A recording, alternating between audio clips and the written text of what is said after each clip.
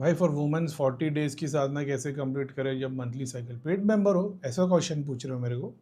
कम से कम मैंने 300 बार इसको आंसर किया होगा। करे जब मंथली साइकिल बीच में आ जाती है, आप बताए है एक दिन मिस हुआ तो नेक्स्ट डे डबल करना है, but 5-6 days back to back miss हो जाते हैं।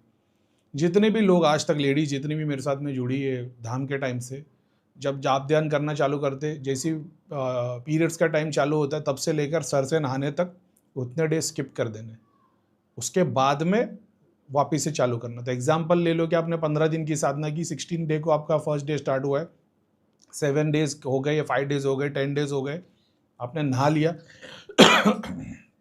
नहाने के बाद जिस दिन आप बैठोगे उस दिन से वो डे 16 काउंट होगा साधना के लिए, जिसकी ज़रूरत भी नहीं है आपको, मगर साधना के लिए 40 डेज अगर आपको करना ही है साधना, लिमिट साधना मेरा बोलने का मतलब है जहाँ पे काउंटिंग इन्वॉल्व है, वहाँ पे स्किप कर देने। और बहुत सारी तामसिक साधना होती है, मैं तो नहीं करा था, उसके अंदर पीरियड्स के टाइम पे ही बैठना पड़ता है।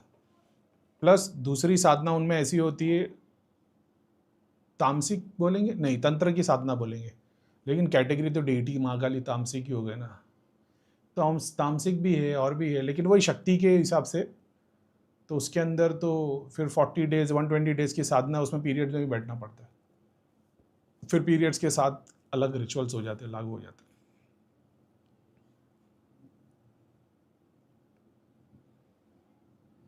ठीक है, तो मंत्र साधना जब पीरियड्स खत्म होते हैं, जिस दिन से नहाओगे वहाँ से 16 डे या जो भी आपने जो डे से एंड किया था वहाँ से स्टार्ट होता है।